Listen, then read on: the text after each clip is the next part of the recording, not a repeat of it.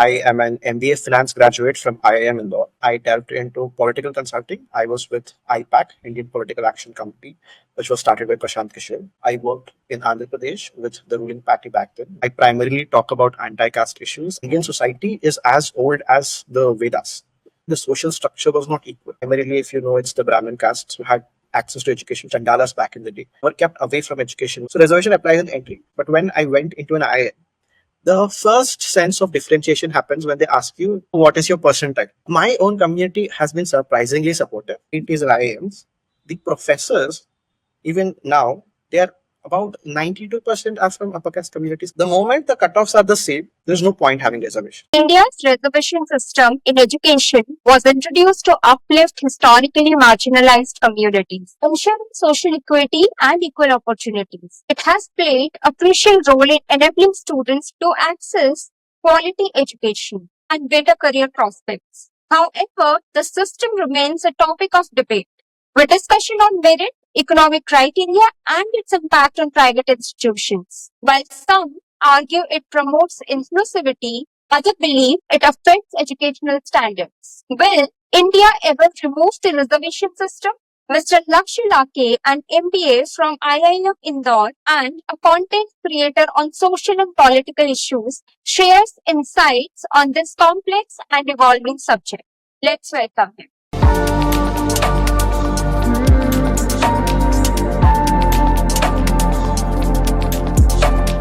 Hi, Lakshya. I welcome you to the Crazy Careers podcast. Thank you so much for joining us in today. Hello, thank you for having me on. Let's discuss. So, before we begin, can you introduce a bit about yourself and also your journey so far and let us know a bit about your work that you do? Yeah, hello everyone. I'm Lakshya Speaks on Instagram. My real name is Lakshya. I am an MBA finance graduate from IIM Indore. And after that, I have 1 year corporate experience working in banking, private banking in particular. Then I delved into political consulting. I was with IPAC, Indian Political Action Committee, which was started by Prashant Kishore. I worked in Andhra Pradesh with the ruling party back then, YSRCP, run by Chief Minister Jagan Mohan Reddy. So I have some understanding of ground level politics as well. After that, I worked with a startup. So I have 3 years of work experience. Apart from that, ever since 2019, I used to be politically active on Instagram. I used to talk about political issues. It started with the time of CAA and RC when the nationwide we had a lot of political protests happening, a lot of people, young people getting politically active. That's when I got politically active. But then it was mostly anonymously done. Right now, I am posting it publicly with my face out, my identity out. And I primarily talk about anti-caste issues as well as feminist issues, as well as issues pertaining to South India and South Indian interests. Right, right.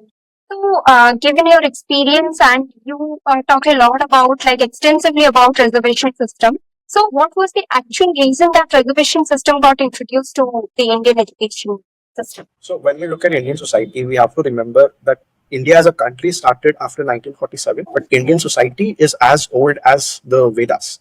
The Rig Veda was written around 2500 years. Back from that time onwards, the Indian society, the social structure was not equal. There was a caste-based system where certain castes had access to education. Primarily, if you know, it's the Brahmin castes who had access to education for the most period. Whereas certain caste communities, like the Dalit communities, called Chandalas back in the day, they were kept away from education, were not allowed access to education. So were the Adivasi people.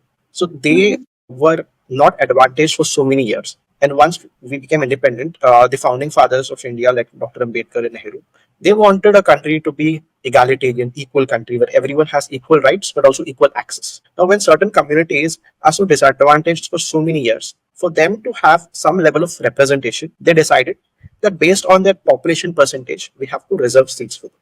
So basically what happened is for the last 2000 years or so, there has been one community which has been systematically marginalized.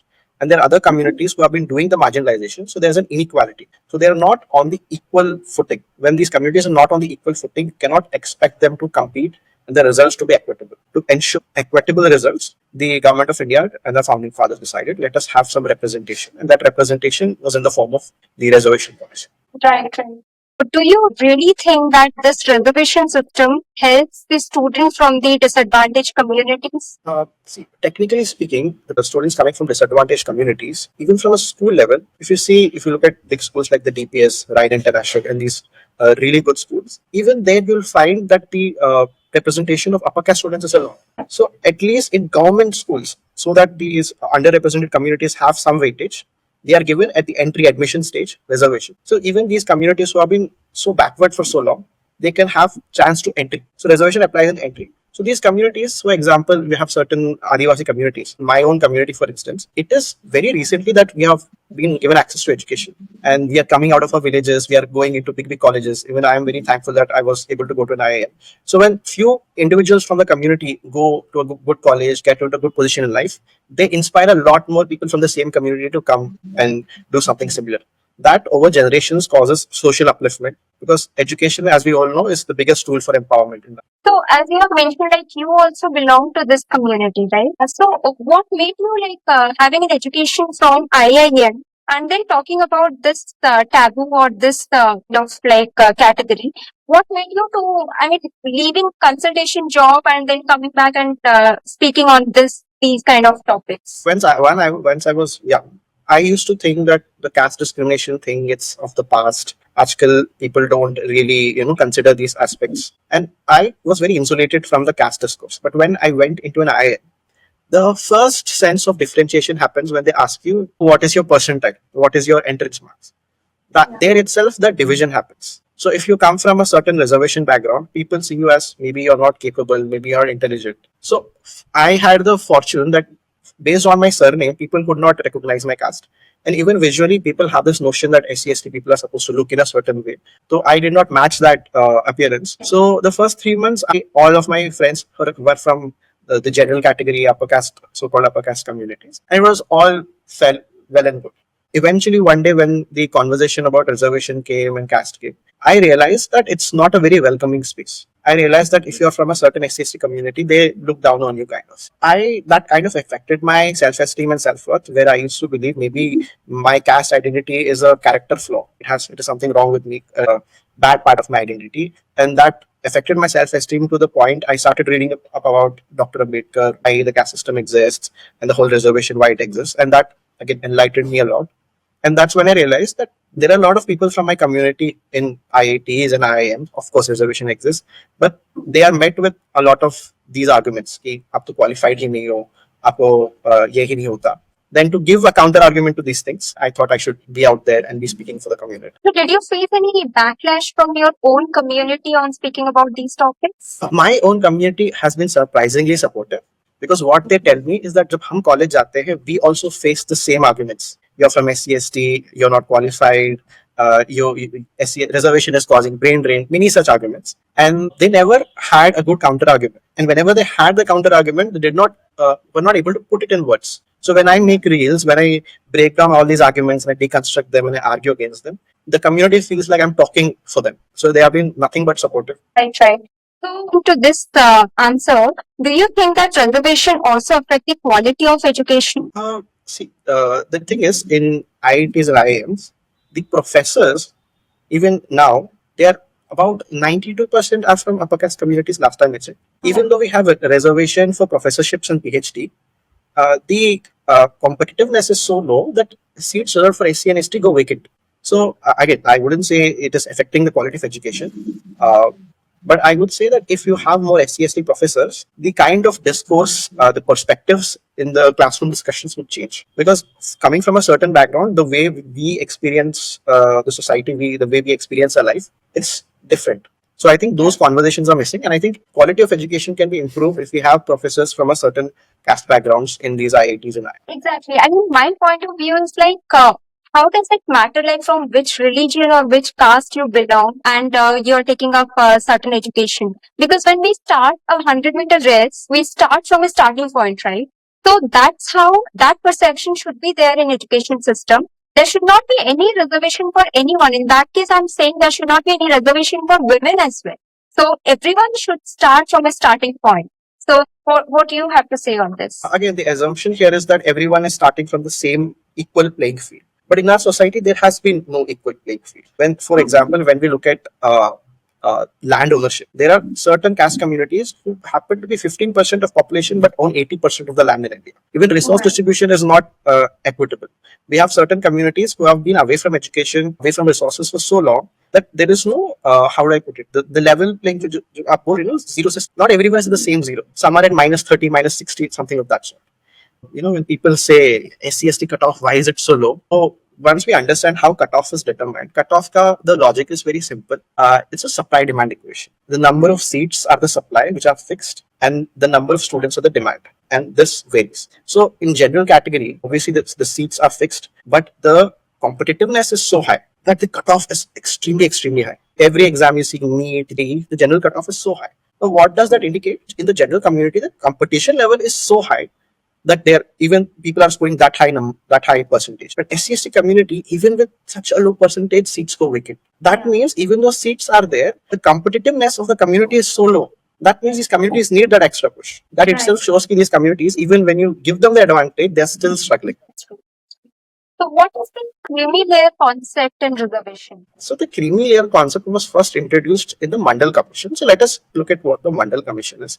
Initially, we had reservation for SC community and ST community. SC community जो होते हैं in the Indian Chaturvarna system, starting at the top we have Brahmins, then the Kshatriyas, then the Vaishyas and the Shudras. अभी शूद्र के भी बाहर कुछ होते हैं जिनको कहते हैं अतिशूद्र.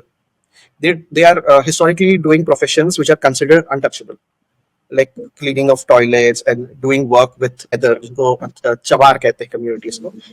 These communities were considered social outcasts because these jobs are so low. So ये communities जो untouchable community कहते हैं, they come under SC. And the Adivasi communities who have stayed away from civilization, they have lived in the forest, lived with nature, they are called the STs. इनके लिए reservation दिया गया. But Mandal Commission, when it was implemented, what they suggested is that there are other communities जो भले ही इतने backward नहीं है, but compared to the Brahmins and the Kshatriyas, they are still considerably backward. These communities are of the Shudra community caste, like they do labor jobs. They do, for example, a community होता है SND, semi-nomadic. जो बंजारे होते हैं, they move from one place to the other. These kinds of communities are also backward. So इनके लिए भी have to have some sort of a reservation, and they came up with the OBC concept. Starting when OBC reservation was there, it was going fine. The cutoff between general and OBC was different. जैसे ही time बढ़ते गया, the OBC cutoff and general cutoff became almost similar. There was a gap for 2 years. To encourage OBCs who are economically also disadvantaged for them to get a chance, they said, let us have a economic criteria added to this that will have started with around 4 lakhs per annum and now it is around 8 lakhs per annum. आपका family income अगर 8 lakhs से कम है, then you are eligible for the reservation. That is called the creamy layer. But creamy layer, yeah. But the problem with creamy layer, it's multifold. One is जब आप कह रहे हो 8 lakhs per annum throughout India, there are some families. This is 8 lakhs per annum household income. So household income में अगर if you have only one child, 8 lakhs per annum may be okay for you. But if you have 3 children, 4 children, 8 lakhs per annum gets distributed among those 4, and that is very less income. That is one problem. Second problem is urban rural. If you're earning 8 lakhs per annum in a village, that is good money. But 8 lakhs per annum in a Mumbai or a Delhi or a Bangalore, that's not absolutely enough. It's very less money. And lastly, 8 lakhs per annum, it's been the same for the last 3 years. But as we know, inflation is happening every year. 8 lakhs per annum last year is not same as 8 lakhs per annum this year. So these logical points, I think the government should take it up and maybe reconsider the policy of creamy layer. Right now, the suggestion is the OBC ke under there are so many different castes, and some of them are doing better than the other. They'll try to break down the OBC thing to have different sections. Because now it's 27%, they can break it down into 5% each, something like that. So do you think linking to this answer, do you think that economically backward classes, that reservation should be there and maybe kind of reformation is needed to that, and then we should eradicate the caste-based reservation category that we are having right now? First thing first, when caste-based reservation was argued by Dr. Ambedkar, it was to ensure representation. Yeah. It was not based on, it was not a poverty alleviation scheme. It was to ensure these communities are representation. The second thing, just because someone is earning more than 8 lakhs, it is not like their caste identity changes. It's not like if you are from a Dalit family and आपका income 8 lakhs or 12 lakhs हो जाता है, suddenly you'll become a Brahmin and society will stop seeing you as a Dalit. There have been cases where a Dalit IPS officer, after his marriage, he wanted to ride a horse. उसके लिए he needed to have police protection because in certain areas in India still, If you're a Dalit, you're not allowed to ride a horse on your marriage day because riding horse is being associated with being a Rajput and being a warrior. They don't allow that. So again, the stigma is still there. So just because they earn a certain level of income, I don't think it changes their caste position. And secondly, the thing the EWS concept. If you look at the average household income in India per capita basis, if you earn more than 25,000 rupees a month, you are in the top 10% of income earners in India. So when you bring 8 lakhs per annum EWS, what percentage of the Indian population are you covering? So I think we need to have a more comprehensive conversation about that. And I think the best way to combat economic sort of problems is jab tak aapka, if you have private schools, where private schools where you get the best quality education like Ryan International and so on, and then you have government schools, the people coming from government schools will always have a disadvantage. They have to look at it from a more base level perspective rather than saying college ke entry will give you an EWS. So why do you think private institutions have limited policies? First off, the reservation policy, it is only implementable in government schools and colleges.